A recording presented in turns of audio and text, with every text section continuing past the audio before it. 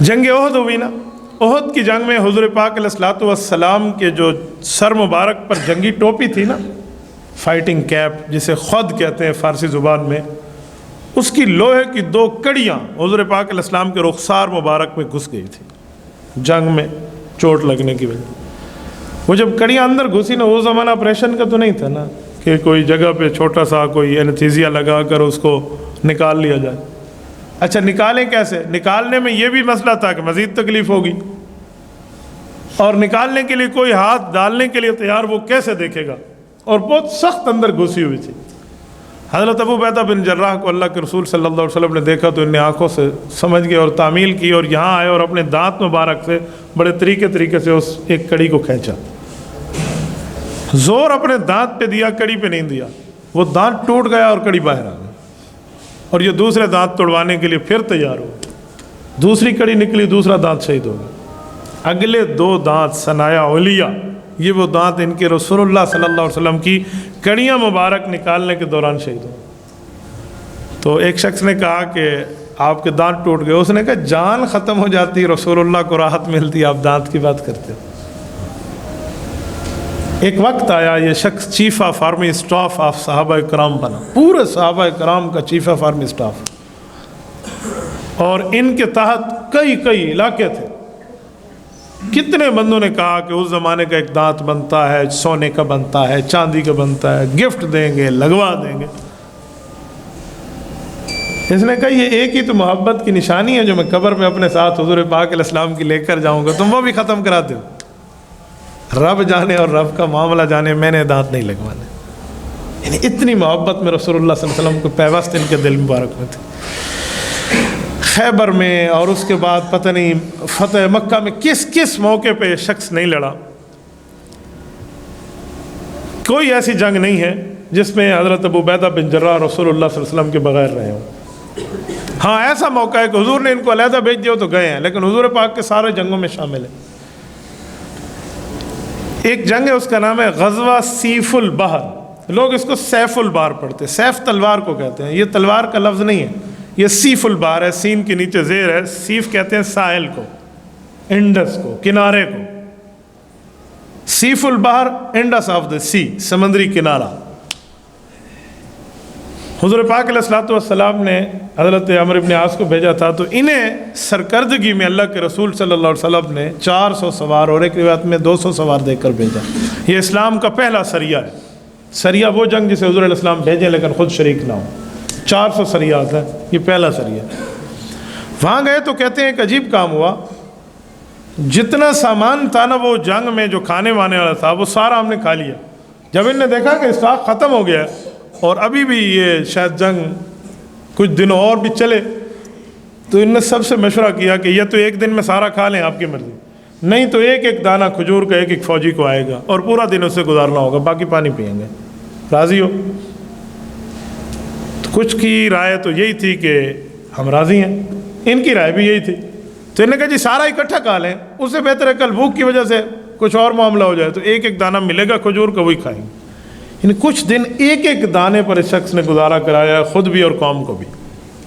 اور اگلی بات، کچھ دن مجاہدہ اس پہ گزارا نا، تو اللہ پاک نے ان کو ایک مچھلی دی بعد میں، یہ 1 مہینہ اسے کھاتے رہے یہ 200 بندے مل کے، وہ اس سمندر سے مچھلی دریافت ہوئی تھی، بہت بڑی مچھلی تھی، کھاتے رہے کھاتے رہے کھاتے رہے، جو گوشت بچ گیا وہ ساتھ مدینہ منورہ لائے، آپ علیہ الصلوۃ والسلام نے بھی اس سے نوش فرمایا۔ یہ جس علاقے میں دریافت ہوئی ہے وہ سمندری ساحل ہے۔ میں تقریباً 6 سال پہلے جو سفر عمرے کا تھا تو میرا اس میں یہ ارادہ بنا کہ ہم اس جگہ کو جا کر دیکھیں۔ رب العزت نے کرم کیا، وہ کسی واسطے آستے سے ہم اس جگہ پہنچے۔ میں نے وہ سمندر اپنی آنکھوں سے وہ جگہ دیکھی ہے، آج کل اسے کہتے ہیں ملک عبداللہ سٹی الاقتصادیہ، نیا شہر ہے وہاں کا، یہ صابر ان کی ڈویژن ہے سعودیہ کی، یہ اس کا کنارہ ہے، بالکل اس سمندر پہ جا کر وہاں سے وضو بھی ہم نے کیا اور وزٹ بھی کیا اس علاقے کو، میں نے رات وہاں گزاری ہے۔ تو یہاں حضرت ابو عبیدہ بن جراح رضی اللہ تعالیٰ عنہ کو وہ مچھلی دریافت ہوئی تھی، اور آپ علیہ الصلوۃ والسلام نے فرمایا جب یہ گوشت ان نے دیا نا تو اللہ السلام نے فرمایا اللہ نے تمہیں رزق دیا ہے۔ سیدنا ابو عبیدہ بن جراح رضی اللہ تعالیٰ عنہ کی پوری زندگی जिहाद में गुजरी है, और इतना मर्द मुजाहिद शख्स है ये कि इसकी मिसाल नहीं मिलती कई कई मौक़ों पे। हज़रत अबू बकर सिद्दीक़ रज़ी अल्लाह तआला का जब दौर था रसूलुल्लाह सल्लल्लाहु अलैहि वसल्लम की वफ़ात हज़रत आयात के बाद, तो हज़रत अबू बकर सिद्दीक़ रज़ी अल्लाह तआला अन्हु ने इनको कमांडर इन चीफ़ मुकर्रर किया हुआ था। हज़रत सिद्दीक़ अकबर रज़ी अल्लाह तआला अन्हु की वफ़ात उस वक्त हुई जब ये मुल्क शाम के दारुल खिलाफा दिमश्क को सहाबा इकराम घेरा दे चुके थे और वो मुहासरे में आ चुका था। इसी दौरान हज़रत अबू बकर सिद्दीक़ का इंतकाल हुआ।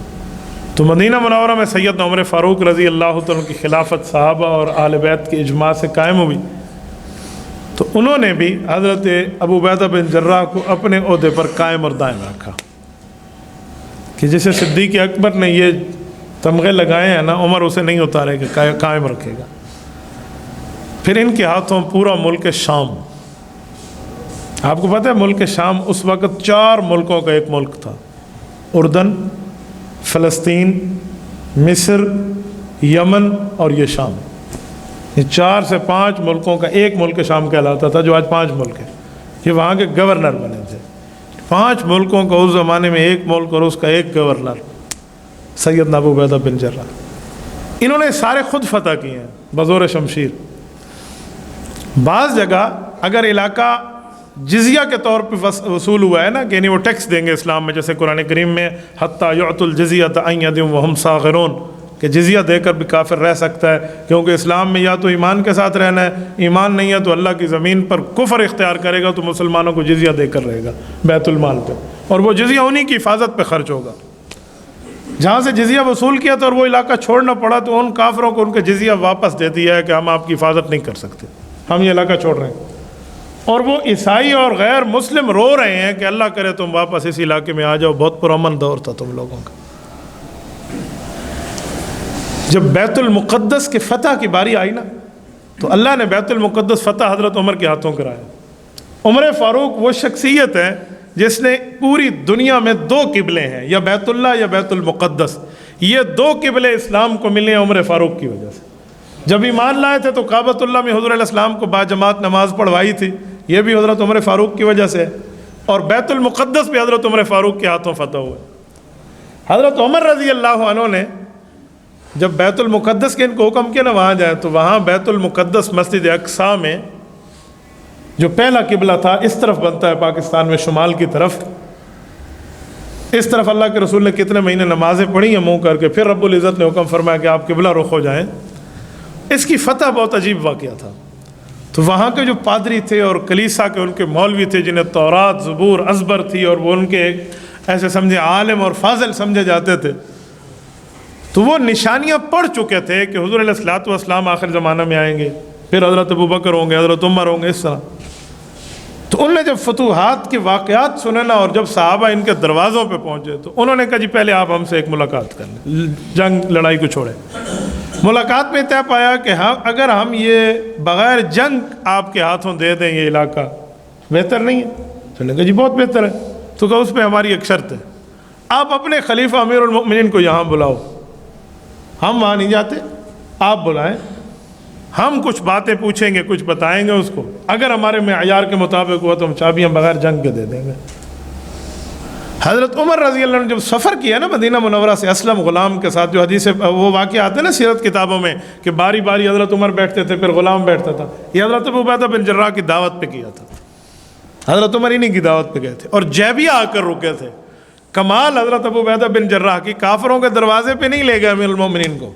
जैबिया वो इलाका है जो फतह था और मुसलमानों का एक मजबूत मरकज़ था, यहाँ हज़रत उमर आए, कहा तुम भी यहाँ आओ चल कर। और ये जब वहाँ आए थे ना उस जगह पे, तो ये अपने साथ तौरात, ज़बूर, इंजील के नुस्खे साथ लाए थे, उनके पादरी प्रीस्ट जो उनके थे। तो हज़रत उमर रज़ी अल्लाह अन्हु से इनकी वहाँ मुलाकात हुई, तो ये इधर से तौरात के वर्के पढ़ते और उधर हज़रत उमर रज़ी अल्लाह अन्हु को देखते और उनके लिबास को देखते। तो जो जो निशानियाँ यहाँ लिखी हुई थी ना कि इतने पैबंद होंगे उस शख्स के लिबास में, ऐसी शक्ल होगी, कुरान करीम में ना ज़ालिका मसलहुम फित तौरात व मसलहुम फिल इंजील, कि सहाबा की मिसालें तो रब ने तौरात इंजील में दी हैं। तो जब पूरी हुई ना, तो इन सब ने चाबियाँ हज़रत उमर के हाथ पे रखते, और फिर हज़रत उमर बैतुल मुक़द्दस गए हैं। حضرت عمر نے وہاں نماز پڑھی ہے اور دعا کر کے حضرت عمر واپس ہونے لگے ہیں. تو ان سے کہا تم کیا دیکھ رہے تھے؟ کہا ہم یہ دیکھ رہے تھے اس وقت کہ جب عمر یہاں پہنچے گا تو اس وقت اس کا غلام اونٹ پر ہوگا اور وہ مہار پکڑے ہوئے ہوگا، تو ہم پہلے اوپر بھاگے کہ شاید یہ امیر المومنین ہو، تو ہمیں احساس ہوا کہ وہ نہیں ہے، اس نے اشارہ کیا یہ ہے، باری میری ہے، اس نے مجھے بٹھا دیا. حالانکہ غلام اس ٹائم کہہ رہا تھا خیر ہے باری میری ہے، آپ بیٹھ جائیں اونٹ پہ، یہ مرکز آ گیا ہے، وہ لوگ آئیں گے. کہا جی نہیں، ہم کسی سے متاثر نہیں ہوتے، اسلام انصاف کا حکم کرتا ہے.